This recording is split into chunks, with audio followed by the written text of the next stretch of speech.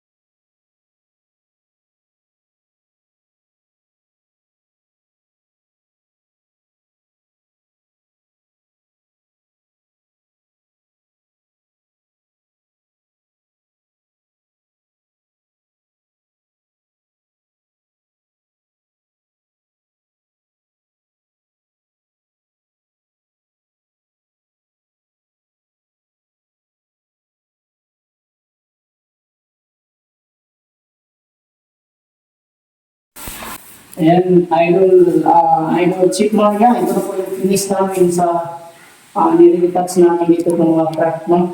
So makikita mo dito yung makikita nyo dito, makikita dito po yan yung napakaraming crack sa gilid.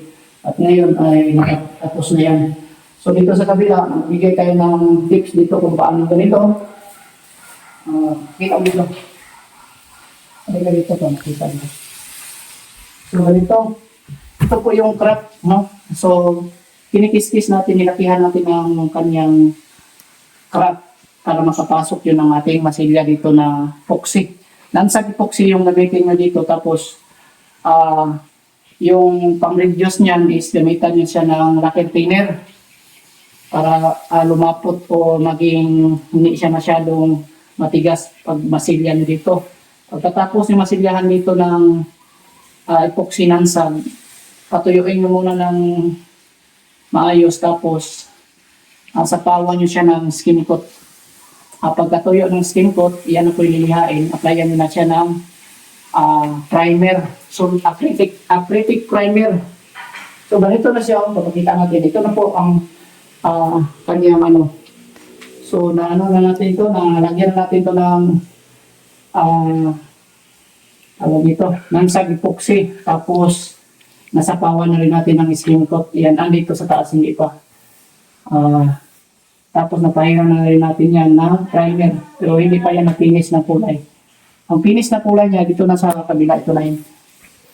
So, dito. So, ito na yung nilitas natin. Dito sa gilid, pinakita natin dito. At saka yung dito. Yan. Hindi na yan siya basta-basta mag-crack ulit ng malaki kasi nansag epoxy po yung ginamit natin. So, mamaya ipapakita natin doon sa kabila step by step para nasubaybayan nyo kung paano natin trabahuin o gawa ng paraan. So, ganyan. Sana kaya pagbigay tayo ng konting idea.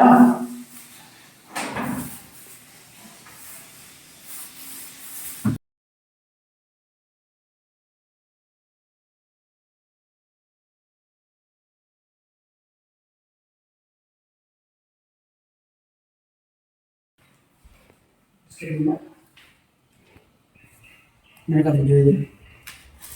Nakikita rin yung tutulog. Ito tatanggalin natin mga wild para makita natin yung sa likuran mismo kung mayroon ba siyang mga crack na nangyayari dito sa likuran para i-touch na rin natin. Kung maayos na rin natin yung inaming cracks nito. Pagkatrabaho kasi, iwan ko kung paano nangyayari ito. Hindi pa ako nag-try sa pansin ko ng ganito. Ayan. So sana ay subaybayan nyo para magkaroon kayo ng idea kung paano natin ito i-retouch. No? Ayan, thank you so much. Ayan na.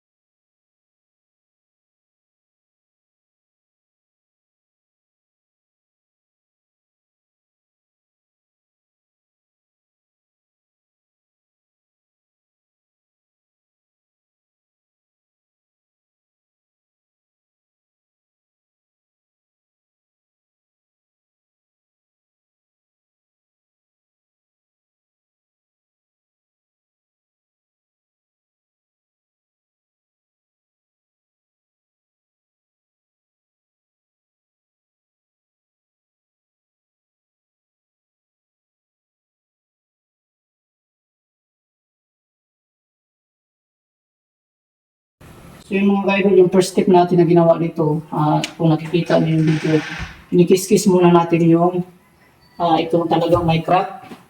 Kinuha at pinalakihan talaga natin yung crack. Inikis natin yan ng scraper. Pagkatapos, in-applyan natin ng epoxy. Nansag epoxy, no? Marine. Para matibay siya. At pangalawang step, pagkatuyo ng nilalagay natin masilya na epoxy nansag, ay nililihan natin yan para kumapit po yung pangalawang minamasilya natin. Yung pangalawang ginamit natin pang masilya is skim coat.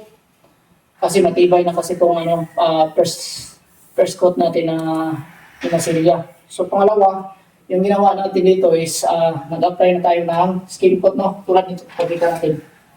Ito po yung skim coat. Nakapagbigay tayo ng kunting idea.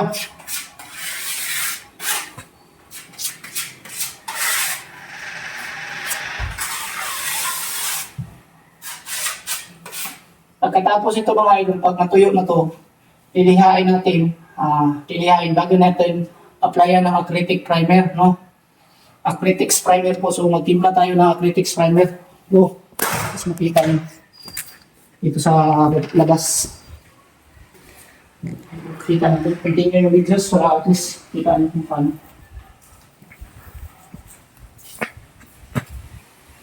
Yung material natin, makulimlim. Ayun.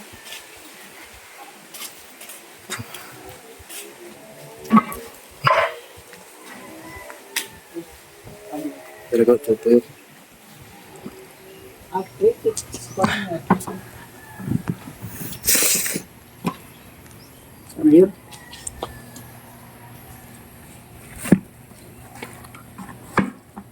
Ito pala. Ito, kasi may binili tayo nung una na 1 litro lang. Tapos ito ang nilagyan. 1 litro na acrylic primer. At may ano pa tayo dito? 2 litro. Yan lang ang nilagyan. So makikita nyo dito mga kayo. Ito po yung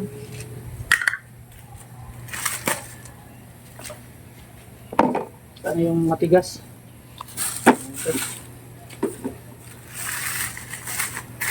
po yung natigas nating ginamit sa pag-primer ng Critics primer. Pero huwag kayong mag-alala. Kahit tumigas to ng 2 araw simula paggamit nyo ay babalik pa rin ito sa dati. Gagawin lang nyo mga kaidol ganito. Kayong mag-alala tungkol dyan sa tumigas yung mga brush at saka roller, no? So, pakita natin para at least karoon kayo ng idea.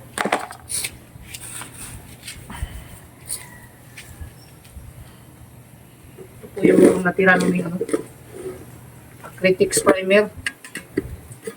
Para kita nyo ng ayos.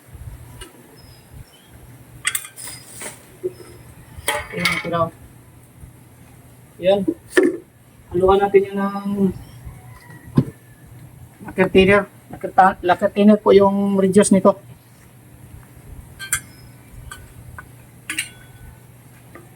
Lagay natin ito kasi kunti na lang yung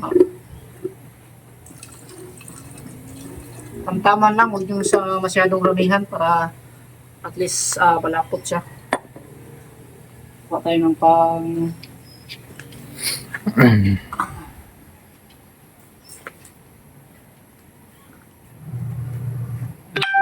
mabuti mga kaidol dyan.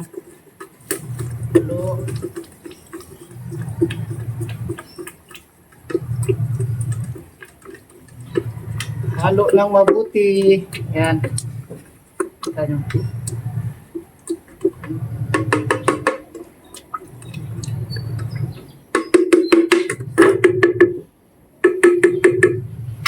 Yan, dito ay pwede natin lagyan. At least ilagay nyo lang dito sa loob. Tigas to, no? Pero pumayot pa yan. Unti na yung lumambot.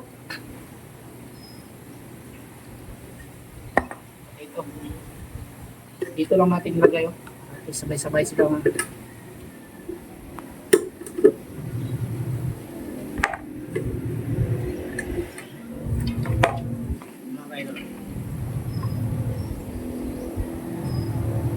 Lagay nyo lang dyan yung tumigas yung BB roller. Tulad nito, BB roller. Ito niya, ganun-ganun nyo lang. Mayat dito ay ano na to. Lumambot na to.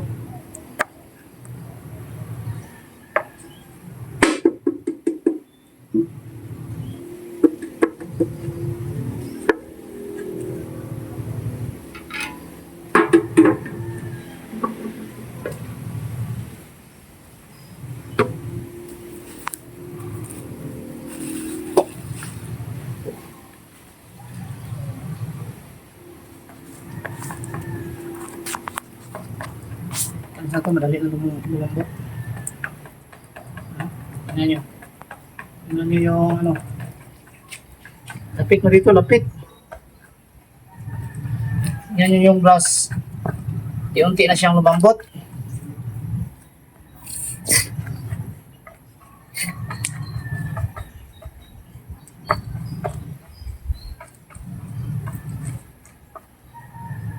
Ganun lang. Pag umikot na to, talagang ayos na.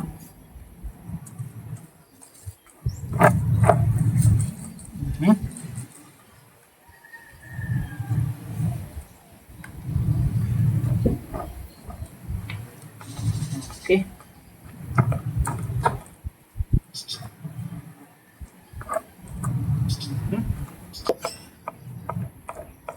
Bagong manggagawa. Lambot na oh. Lambot na oh. Yan. So, apply natin doon. Kasi karoon kayo ng idea kung saan oh. Ito yung pangatlong step. Yan.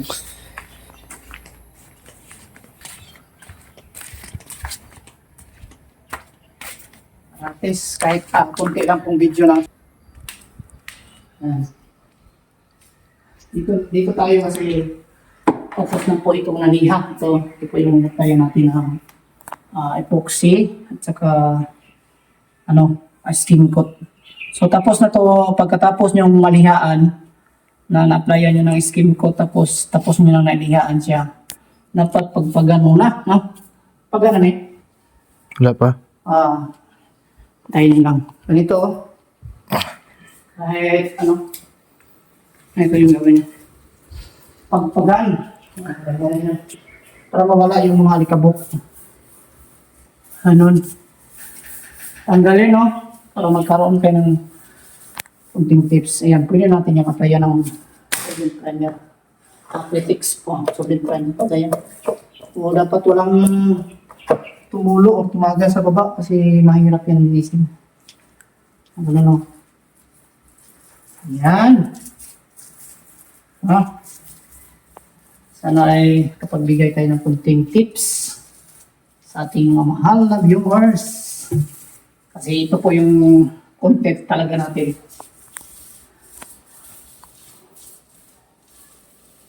Yan o.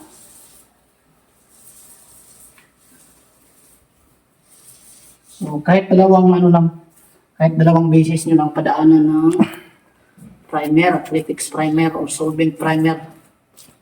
Huwag yung mga kaidol, huwag kayong gumamit ng water base dito. Madaling matuklap.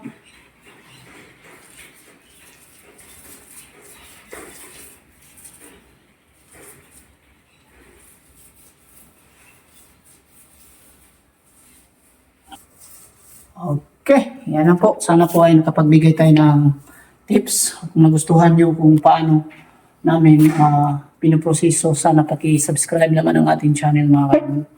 Thank you. Mga kaidol, thank you so much sa patuloy nyo suporta. Dito tayo, update tayo sa ating natapos dito sa ating ginagawang retouching sa mga bitak dito sa bahay ni Ma'am Idol Ping Victor. Yan, kita natin. So, sa nakasubaybay dito, sana po ipanoorin nyo ng maigi para at least tayo ng idea. Ayan. So, wala na po mga bitak. Ayan o, inaplaya na. Shout out, boss. Ayan si boss ninyo sa Kalam. Boss ninyo lang sa Kalam. Ayan. Ito po yung kasama natin dito. Ayan, mga bitak na ating ginawa. Wala na pong ang bitak na daan ng lindol, no? So, wala. Finish na po yung mga bitak, wala na pong nakikita. Oh. Kahit i-zoom pa natin. Ayan, mga mga dati yan.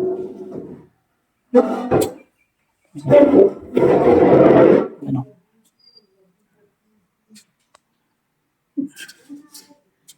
Gabi nag-iisa, walang kasama.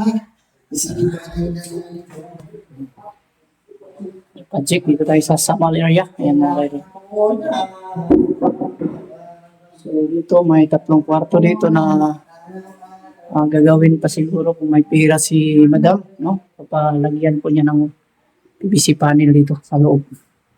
So sa mga willing dyan na gustong magpa-repair ng bahay, ay available po tayo mga kayo. So dito papakita natin sa loob. Yan o. So dito ang unang kwarto na ginawa namin. Repair. So dito kadalasan yung bitak mga kayo dito sa gilid o. Bitak siya kasi walang pako pong nilagay sa hamba na ginawa. So ganyan yung mga gilid niya nagbitakan. Pero yung ginawa namin, nakabatak na siya o nakamasilya na siya ng epoxy, no? Pero hindi pa rin yan sapat na makapag siya o sa Bisaya pa makagunit siya, no? Makahawak siya ng mabuti kasi po sa loob wala talaga siya wala po talagang tinatawag nating pako.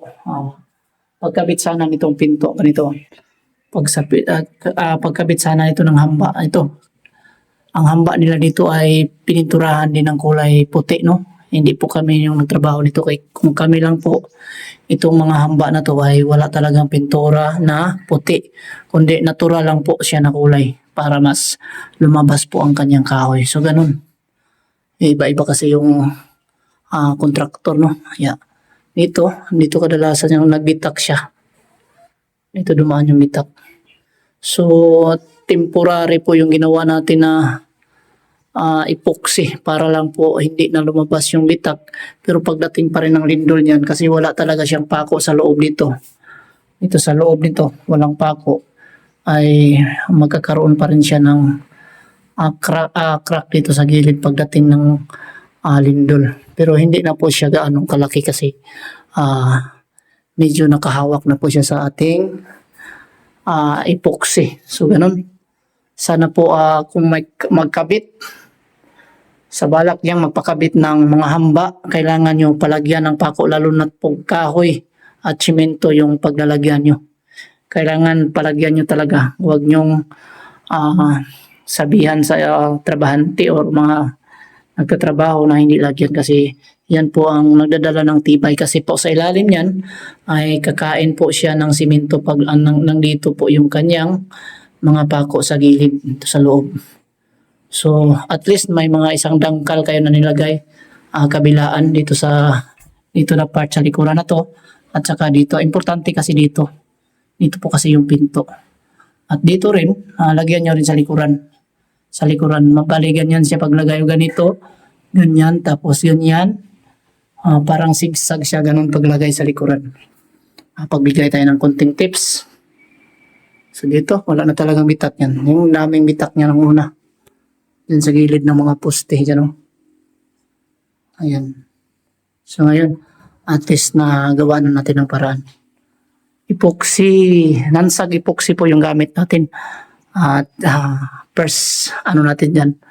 Ang first na ginawa natin ay kiniskis or pinalakihan natin yung kanyang bitak para at least makapasok yung ating masilya na epoxy. So, ganun.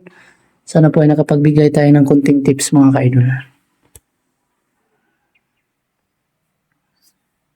Ayan, ngayong umaga, baka matapos na rin natin sa wakas yung project natin sa Samal.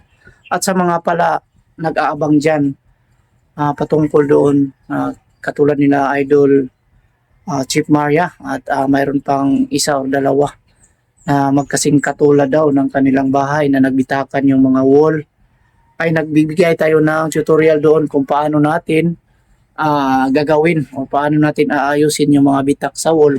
Sana ay panoorin yung mga ka-idol para at least makapag bigay tayo ng idea sa inyo. Sa gustong matuto dyan, may tutorial tayo kung paano ang step by step ng proseso at anong materialis na gagamitin natin para sa mga bitak na wall at kung ano ang ipapahid natin, no? So thank you so much. Sana po ay panoorin nyo. Ayan. Mga ka-idol, dito tayo sa project natin sa Samal area. Grabing init ito. Tirik na tirik po yung init. So natapos na talaga namin dito sa paggawa yung mga bitak sa mga wall yan. Dito tayo ngayon sa malaking tangke o lilinisin natin. Mamaya ipapakita natin yung mga wall doon sa bandang loob na ginagawa natin para at least makita natin. Pakita natin dito sa loob yung kaidol, no? Yung mismong tangke palinisan daw ni madam. Yan. Ito po yung loob ng kaidol. Grabe ang dumi.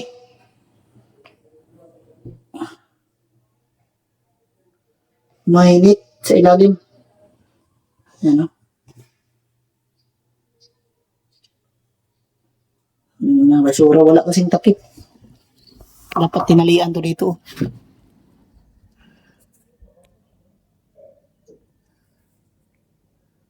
Yan po yung bubong ay natapos na rin natin yan sa pag-repair. Wala na po yung mga tulo or taga sa ilalim, no? So, let's go. Nilinisin natin mga ka-idol. Yan mga ka-idol. So, nalinis na natin yung ano dito. Yung mismong tangke, no? So, hindi natin na video kasi walang maghawak ng ating cellphone mga ka-idol. Yan dito. So, nilalagyan namin dito ng yan, no? Lagyan namin ng net para at least kung may tubig na aagos papunta dito sa ating mismong tangke ay may filter siya. Dito kasi nawala na kasi yung takip dito. Yan o. Tapos kung may mga dahon na mapupunta dito ay kusa siyang lumabas dito. You know? Kasi may nit sa taas. Yan. Ganyan siya. You know? Para hindi siya mapasukan ng malalaking mga dumi. At dito ay nilagyan natin ng harang sa kabila. Kasi ano lang daw to. Gagamitin to para pangdilig ng pangdilig ng mga halaman lang po. So, yan sa ilalim hindi natin na video kasi ayan, natapos na talaga natin yung nilinis. Dumi dito kanina, ang dami.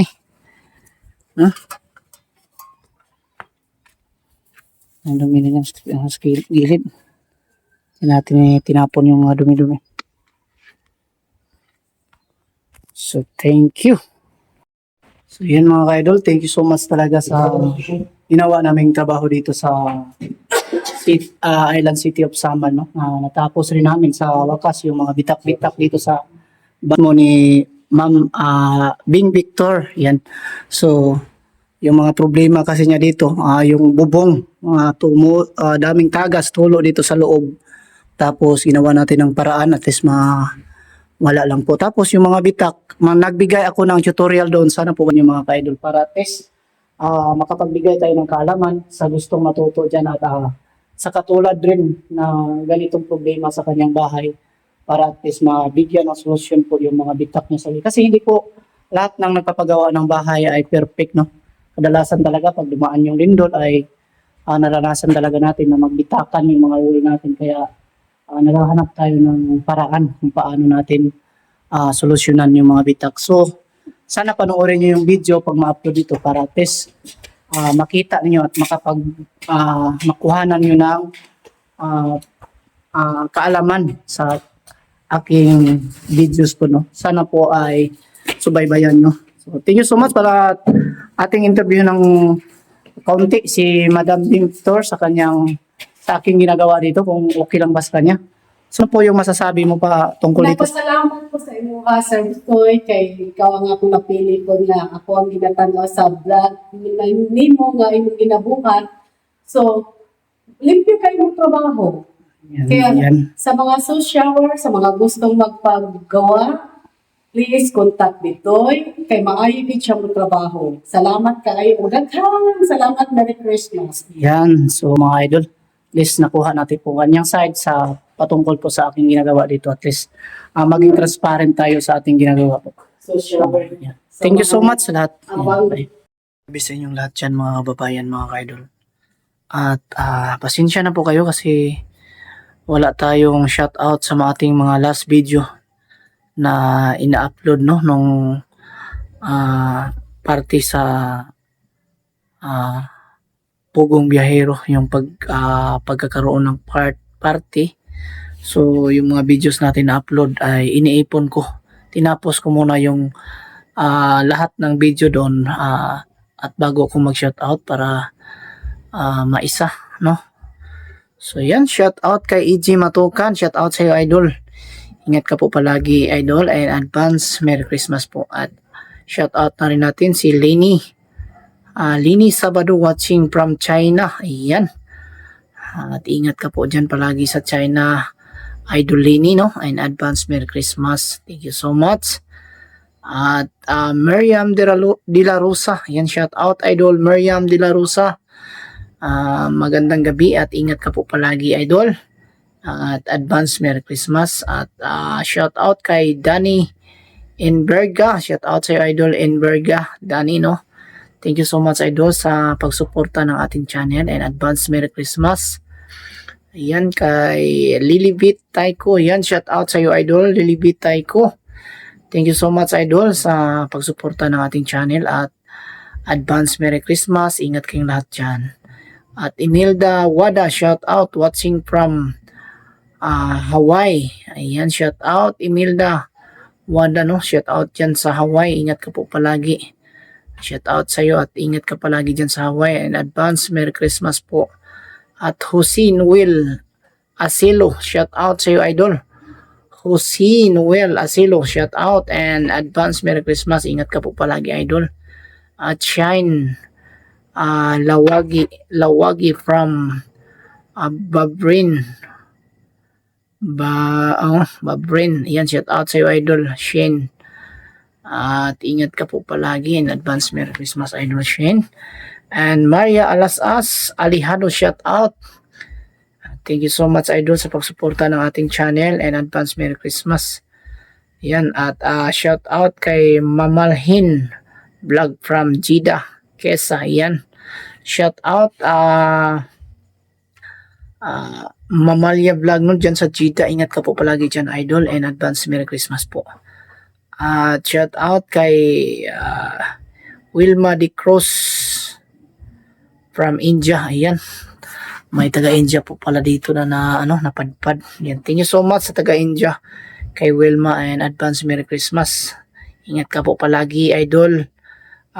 Wilma de Cruz. Ayan, shout out na rin natin si Idol Jus Dada Ridobanti from Mandaluyong City. Thank you so much, Idol Jus Dada Ridobanti dyan sa Mandaluyong City, no? And advance Merry Christmas sa'yo dyan. Shout out kay Angelica Oxo from Pasig City. Shout out, Idol Angelica Oxo dyan sa Pasig City. Thank you so much in advance. Merry Christmas po sa'yo, Idol. At Melinda Puras from CDO. Thank you so much, Idol Melinda Puras dyan sa CDO. Ayan, advance Merry Christmas po.